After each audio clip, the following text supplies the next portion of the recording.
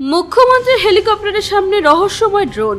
সভা শেষ করে হেলিকপ্টারে ওঠার সময় মুখ্যমন্ত্রীর হেলিকপ্টারের সামনে একটি ড্রোন উড়ে বেড়ায়, যা নিয়ে রীতিমতো ক্ষুব্ধ হন মুখ্যমন্ত্রী। দ্রুত পুলিশকে ব্যবস্থা নেওয়ার কথা বলেন মুখ্যমন্ত্রী মমতা বন্দ্যোপাধ্যায়। এই ঘটনায় তদন্তে নেমে পুলিশ সাথে সাথেই 3 জনকে আটক করেছে। এই গরমে ঘর রাখতে চান একদম ঠান্ডা আর আরামদায়ক? তাহলে চলে আসুন রিলায়েন্স ডিজিটাল রায়গঞ্জে, কারণ ঈদ উপলক্ষে শুরু হয়ে গিয়েছে চিলফেস্ট মেগা অফার।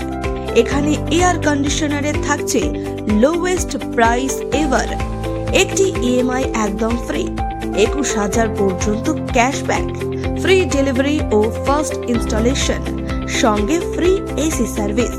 আর মোবাইল সেকশনে রয়েছে সুপার অফার।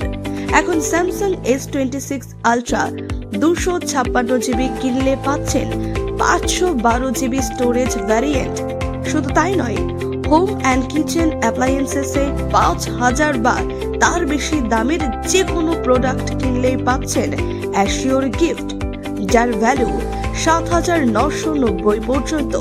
তাই দেরি না করে আজই চলে আসুন রিলায়েন্স ডিজিটাল রায়গঞ্জে আর নিয়ে যান আপনার পছন্দের প্রোডাক্ট সেরা দামে। না, যারা ড্রোন উড়াচ্ছিল তাদের উড়ানো উচিত হয়নি, তাদের প্রোটোকল জানা নেই বা উদ্দেশ্য কী ছিল তা জানি না আমরা। পুলিশ তাদেরকে ধরেছে, পুলিশের তদন্ত করবে কি হয়েছে আমাদের জানা নেই, কে ধরা পড়েছে, কাকে ধরেছে। ড্রোন ওইভাবে হেলিপ্যাডের গ্রাউন্ডে উড়ানো যায় না, আর যেখানে মুখ্যমন্ত্রী থাকে সেখানে ড্রোন উড়ানো যায় না। পুলিশ সেটা আলোচনা করবে, পুলিশ দেখবে, পুলিশ তদন্ত করবে।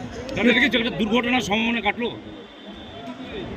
দুর্ঘটনা অবশ্যই, দুর্ঘটনা যদি ওখানে হেলিকপ্টার উঠতো আর ড্রোনটা যদি ঘুরতে থাকতো তাহলে স্বাভাবিকভাবে তো দুর্ঘটনা ঘটার সম্ভাবনা ছিল।